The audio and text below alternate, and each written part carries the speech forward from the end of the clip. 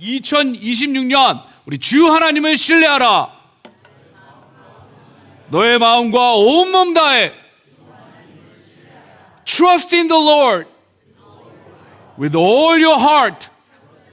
아멘. 사랑하는 성도 여러분, 오늘 팜 선데이 종료주일입니다. 벌써 종료주일 제가 4번째 설교를 하게 되어 있습니다. 여러분들, 제가 사순절의 의미, 렌트의 의미, 또 유월절의 의미, 여러 의미들을 종료주일을 통해 여러분들에게 말씀드렸습니다. 오늘 가스펠 프로젝트 커리큘럼에 따라 우리 3월 한 달 동안 예수님의 탄생과 성전원과 그리고 예수님의 12세 소년기를 함께 나누는 시간을 갖도록 하겠습니다. 어제 샬롯과 미국 전역에 이 노킹스라는 시위가 있었습니다. 그렇죠? 지금 현 정부에 대해서 대통령제인 민주주의 국가에서 리더가 너무나도 왕처럼 군림한다라고 생각하면서 시위하는 분들이 전국적으로 많이 일어났습니다. 아무런 사고 없이 무사히 우리 샬롯을 지켜주신 주님께 감사드립니다. 우리 미 합중국은 민주주의 국가고 대통령제입니다. 그리고 한국도 마찬가지이지요. 그러나 우리의 삶 가운데 이 킹에 대한 부정적인 의미가 있는 것은 분명한 것 같습니다. 그러나 우리 예수 그리스도는 영원한 하나님의 나라를 통치하시고 우리를 영원한 하나님의 자녀로 삼아주신 영원하신 왕이심을 믿습니까? 여러분들은 왕과 사는 형제이십니까? 아니면 왕과 사는 자매님이십니까? 오늘 왕에 대해서 함께 하나님 말씀 나누기를 소망하며 여러분들께 그림을 보여드리겠습니다. 여기 나와 있는 조선의 이 왕의 이름은 누구일까요? 예, 계속 종조 뭐 이렇게 계속 나오는데 누굴까요? 세종이라고 일부에서 하신 분들이 있었는데 여러분들 벌써 빠르셔가지고 이제 단종이라고 맞춰 주셨습니다. 이 단종의 할아버지는 우리 세종대왕님이셨고 세종대왕님의 맏아들이었던 문종은 일찍 연약하여 세상을 뜨게 됩니다. 그래서 이 단종 왕이 12세 조선의 왕에 등극하게 되는데 여러분들 잘 아시는 바와 같이 삼촌이었던 수양대군이 이 단종을 폐위시키고 이시 정권 조선 왕조를 이끌어가게 됩니다. 여러분들 잘 아시다시피 혹시 주위에 왕과 사는 남자를 보신 분이 계신가요? 손 한번 들어보시기 바랍니다. 많은 분들이 보셨는데 아직도 못 보신 분이 있습니다. 박지훈이라는 이 배우가 정말 슬픈 눈을 표현하면서 이 단종 12세에 즉위하여 15세에 폐위된 이 비극적인 왕의 연기를 통해서 이미 한국에 1,500만 명의 관람객이 있다고 합니다. 특별히 이 단종이 3년 동안 3년이 아닌 3개월 동안 유배됐던 강원도 영월이라는 곳이 있다고 합니다. 그것은 여러분들 애리조나의 홀스밴드라고 가보신 분들 계시리라 생각합니다. 그것처럼 이 강이 굽어져 있고 청령포라는 곳에 유배하게 되었습니다. 물이 많은 곳이기 때문에 동물들도 많고 습하고 모기들이 많은 유해진처럼 설명해야 되는데 그 설명은 잘 안 되는 것 같습니다. 그런데 아주 이렇게 경치는 좋지만 입지 조건이 좋지 않는 곳에 단종이 유배되게 됩니다. 그래서 그곳에서 비극적 죽음을 맞이하는 그 내용이 왕과 사는 남자 The King's Warden이라는 영화에 표현되어져 있습니다. 영화에 나오는 이 주인공들을 바라보게 되면 사실 저와 여러분들의 내면을 살펴볼 수 있습니다. 이 장항준 감독 같은 경우에는 일평생 부인 덕에 살다가 결국 부인이 남편을 치우켜 세우고 칭찬해 주니까 어떻게 됐어요? 결국 큰 성공을 거두게 되었습니다. 그래서 우리 자매님들이요, 남편을 구박하지 마시고 끝까지 세워주실 때 하나님께서 역사하실 줄 믿으시기를 축복합니다. 우리 모든 남편들을 장항준처럼 만들어 주시기를 부탁드립니다. 유해진이라는 최고의 배우, 그리고 이 젊은 배우가 갑자기 박지훈이라는 배우가 그 슬픈 눈을 통해서 설명했고, 여러분들 이 한명회를 담당했던 이 배우가 정말 저렇게 어떻게 악역이 가능할까, 그런 생각을 하면서 여러분들 보셨으리라 생각합니다. 그래서 여기 나오는 모든 등장인물 가운데 누구를 욕하고 불쌍히 여길 필요가 없고, 저와 여러분들의 모든 내면을 설명하고 있음을 우리는 살펴볼 수 있는 것입니다. 결국 15세에 폐위가 되게 되는데 그 죽음에 대한 학설도 명확하지가 않습니다. 단종은 너무나도 비극적인 왕이었죠. 그런데 오늘 누가복음 2장은 특별히 소년 시기, 동일하게 12세가 되었을 때 예수님의 행적을 증언하고 있습니다. 예수님께서 특별히 아버지 요셉과 그리고 어머니 마리아와 함께 유월절을 맞이하여 나사렛을 떠나 예루살렘 성중에서 유월절, 파스카, 패스오버 절기를 마치고 집으로 돌아가게 되는데 어떤 일이 벌어졌죠? 벌써 예루살렘을 떠난 지 오래되었는데 그 수많은 인파들 가운데 예수님이 실종되게 된 것을 깨닫게 되었습니다. 큰일 나게 된 것이죠. 사랑하는 성도 여러분, 참고적으로 미국에서 수많은 어린 사람들, 청년들도 실종되는 것 여러분들 잘 아시리라 생각합니다. 어렸을 적에 미국 땅이 너무나도 넓기 때문에 실종되는 사람은 다시 찾기가 어렵습니다. 밑에 하단의 사진들을 보시면은요, 어린 사진이 있고 이 어른 사진이 있는데, 어렸을 때 실종했기 때문에 몇십 년이 흘려서 이러한 사람으로 성장했을 것이다 라고 가상의 컴퓨터로 만든 사진입니다. 그래서 여러분들 외출하실 때 자녀들과 함께 같이 하시고, 바스룸 갈 때도 혹시 남자니까 괜찮겠지? 아니요, 남자들도 항상 같이 가 주셔야 됩니다. 그리고 교회에서도요, 특별히 우리 젊은 부부들께서는 부모님들이 주차장에서는 사실 너무 떨어져서 가시면 안 돼요. 아버님들 빨리 떠나시려고 먼저 가서 차 가져올게. 근데 그런 것들이 굉장히 좀 위험합니다. 왜냐하면 아빠와 엄마 사이의 공간은 우리 자녀들이 어떻게 생각할까요?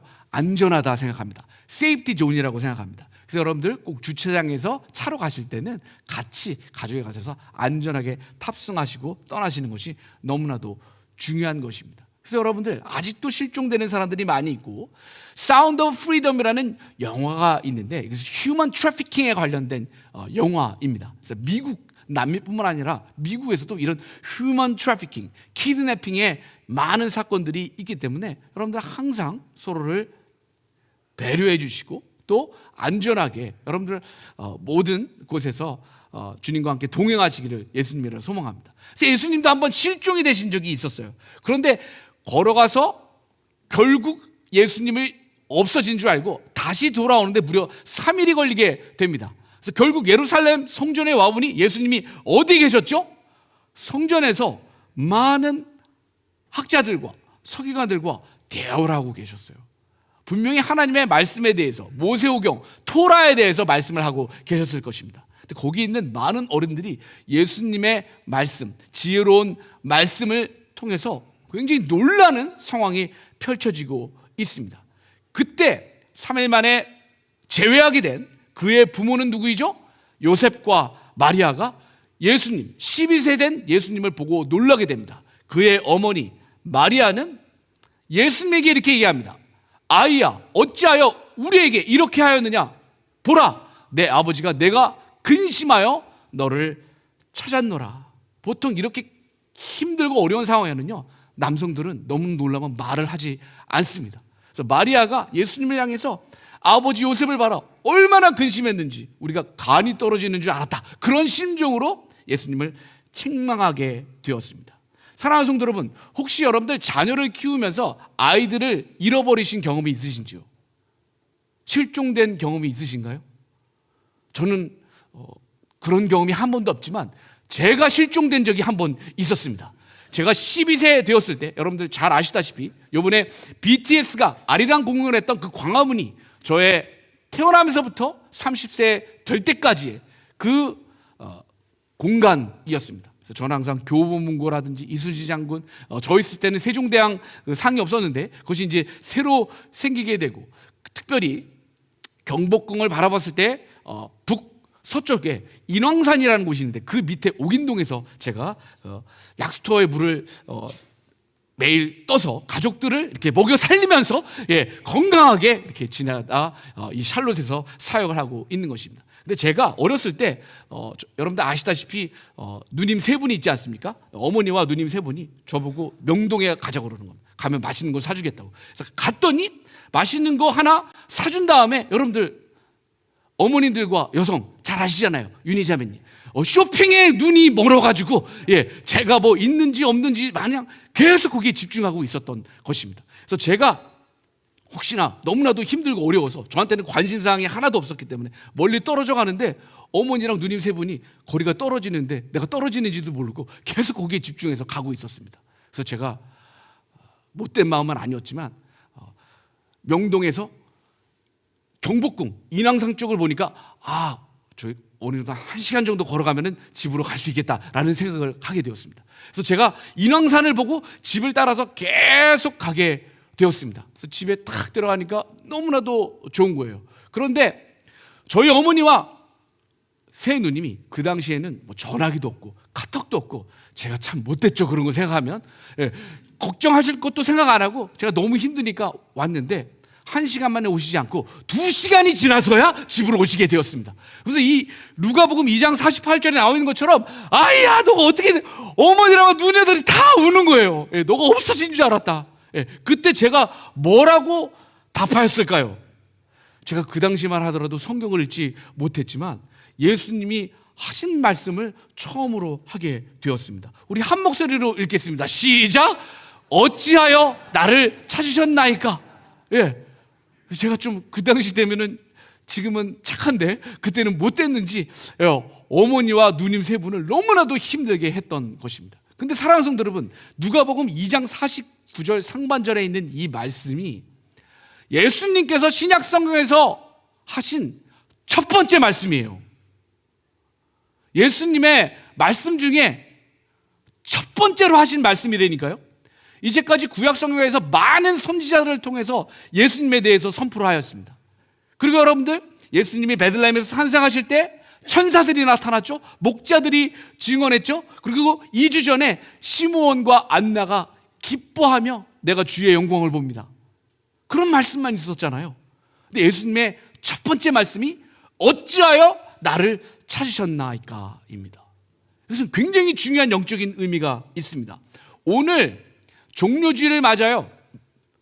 오늘부터 패션 위크, 홀리 위크가 시작되게 되는데 예수님께서 고난 주간 굿 프라이데이 부활주일을 맞이하기 이전에 우리 모두에게 주시는 질문이십니다. 우리 한 목소리를 함께 읽겠습니다. 시작. 어찌하여 나를 찾으셨나이까?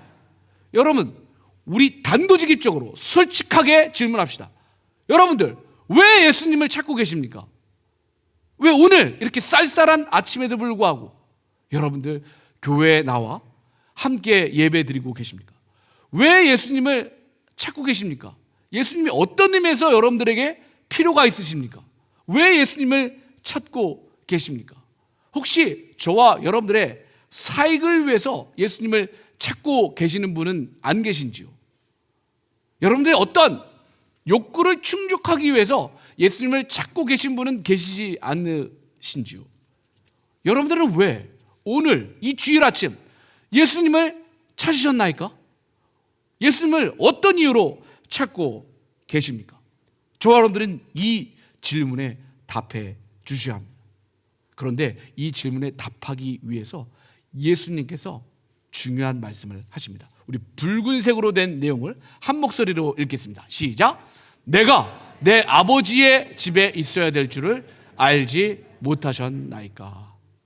사랑하는 성도 여러분, 제가 집에 돌아와서 그때 성경을 누가복음 2장 49절을 읽지 못했는데 똑같은 말을 어머니와 누님 세 분에게 했습니다. 왜 나를 찾았어요?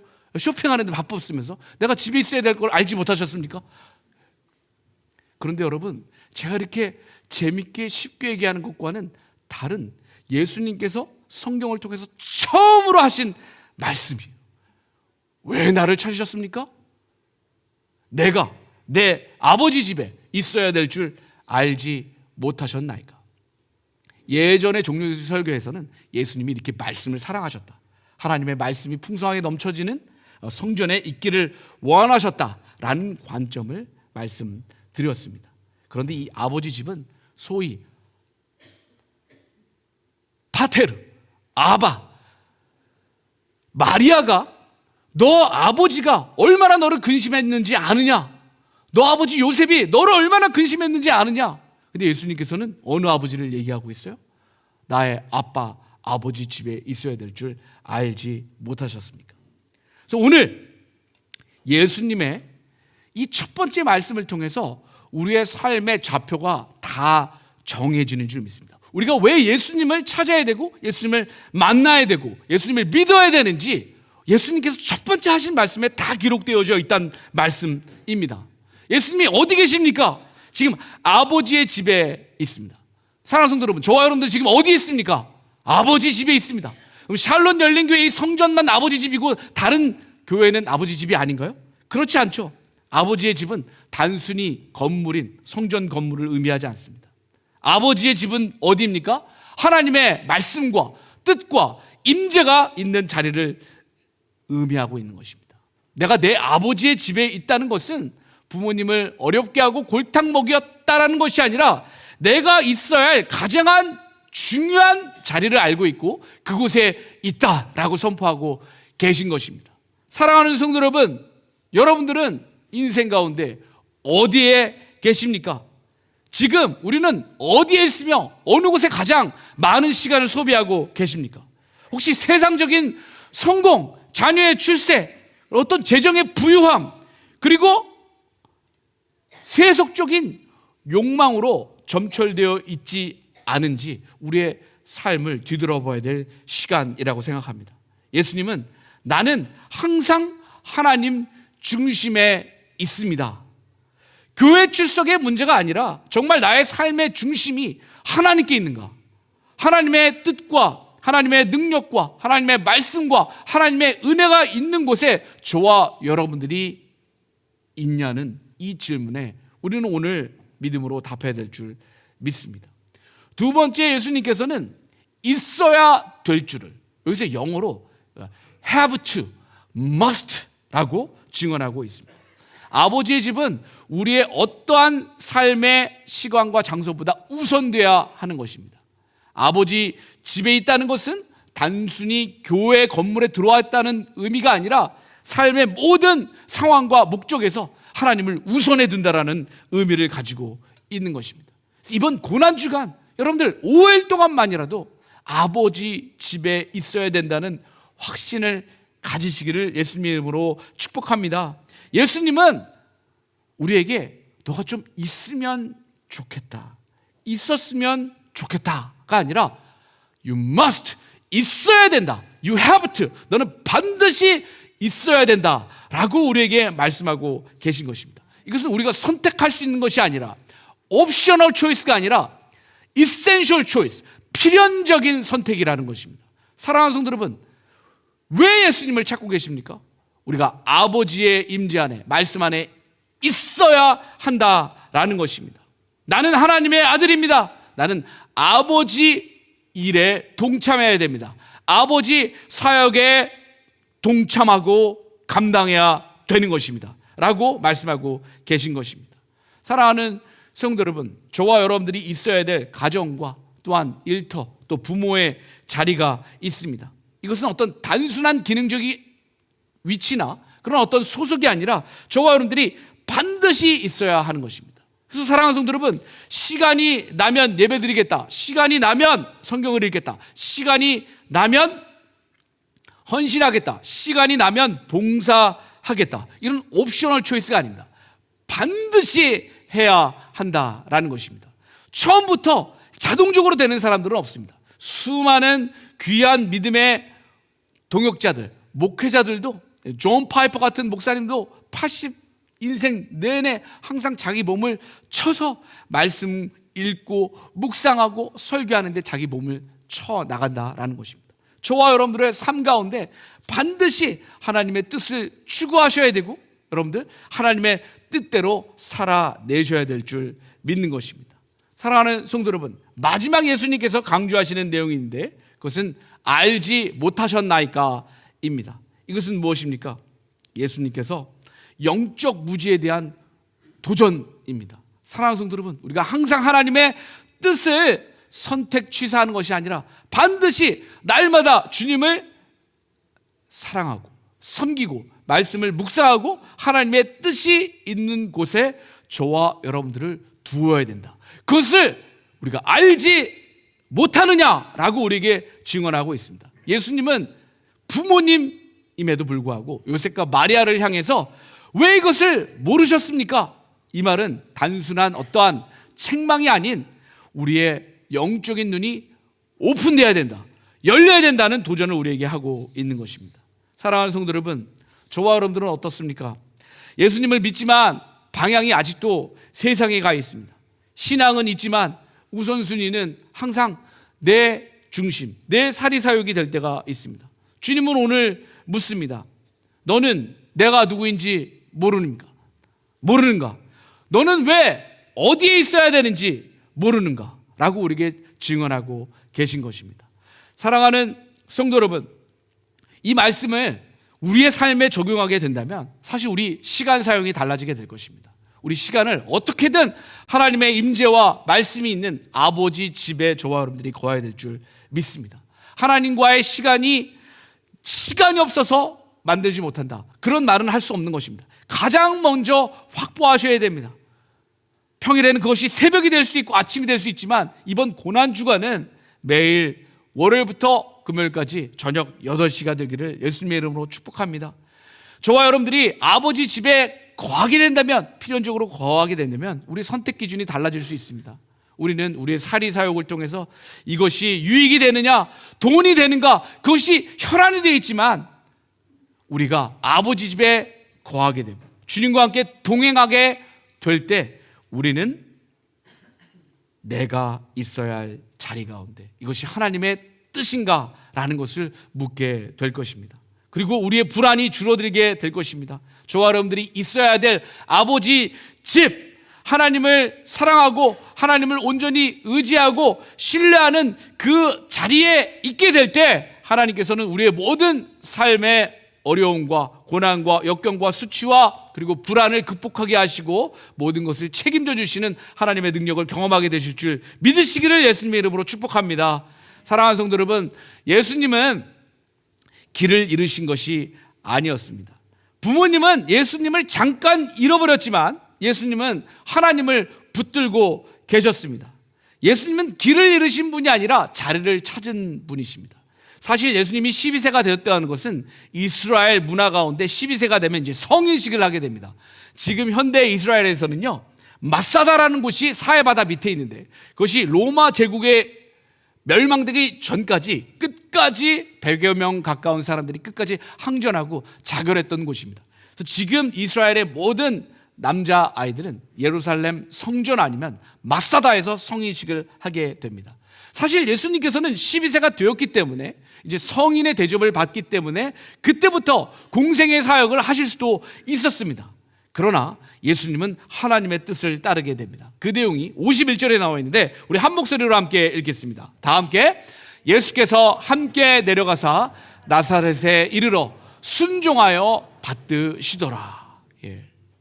거기서 계속 성전에서 부모님을 버리고 거기서 말씀에 풍성한 은혜를 누리면서 살아가실 수 있었지만 하나님께서 예수님에게 말씀하십니다. 다시 나사렛으로 가서 너희 부모를 순종하여 받들거라 라는 그 말씀에 순종하게 됩니다. 여러분들, 예수님의 아버지였던 요셉은 직업이 무엇이었죠? 카펜터, 목수였습니다. 그래서 요셉의 일을 따라 목수로서의 일과 사역과 생계를 유지하였던 것이 분명합니다. 예수님이 순종이 제사보다 낫다라는 그 삶의 겸손한 모범을 우리를 위해 보여주셨습니다. 아버지 집에 거한다는 것은 사실 거룩한 것만을 추구하고 나에게 손해를 주고 나를 힘들게 하는 사람들을 멀리하는 것이 아니라 오히려 삶의 최전선에 들어가 아버지와 함께 동행하고 주위에 있는 모든 가족들을 섬기며 어려운 자를 돕고 복음을 전하는 삶인 것, 그것은 옵셔널이 아니라 우리 모든 크리스찬들에게 필수적인 이센셜한 사역이라는 것을 예수님께서 12세 때 성경을 통해 우리에게 첫 번째 하신 말씀을 통해 증언하고 계신 것입니다. 사랑하는 성도 여러분, 사실 예수님께서 나사렛에서 12세부터 30세까지 요셉과 마리아와 동생들과 함께 산 것으로 추정은 되지만, 공생애가 시작되면서부터 요셉, 아버지 요셉에 대한 이야기가 전혀 언급되어지고 있지 않습니다. 신학자들은 추정하건대 아마 예수님의 부친이었던 요셉이 일찍 세상을 떠났을 가능성을 아주 심도 있게 추측합니다. 그럼 예수님이 어떤 사역을 하셨을까요? 집에서 어머니, 동생들을 돌보는 어떤 소년 가장, 청년 가장으로서 가정을 돌보며 끝까지 순종하며 생계를 책임지는 사역을 감당했다라는 것입니다. 사랑하는 성도 여러분, 내일부터 월요일입니다. 여러분들 일터로 돌아가서 빨리 일하고 싶으신 분 손 들어보시기 바랍니다. 그냥 아버지 집에서 계속 거하고 싶으시죠? 그러나 저와 여러분들도 일터로 돌아가셔야 됩니다. 그것이 바로 하나님의 집에 거하며 반드시 있어야 되며 하나님의 뜻 가운데 순종하며 하나님을 기쁘시게 하는 삶인 것입니다. 누가복음 2장 52절은 예수님의 탄생과 유년기 그리고 공생애 이전의 삶을 이렇게 요약하고 있는데, 한 목소리로 읽겠습니다. 시작.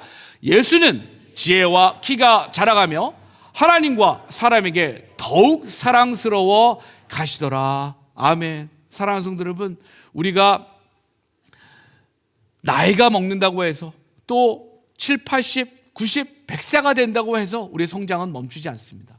우리의 지혜와 키가 항상 자라나는 그 놀라운 모범을 예수님께서 우리에게 보여주신 것입니다. 예수님은 하나님뿐만 아니라 모든 사람들에게 사랑을 받고 사랑을 주는 아름다운 우리의 창조주, 구원주, 그리고 우리의 영원한 왕으로서의 사역을 가정에서부터 감당하셨던 것입니다.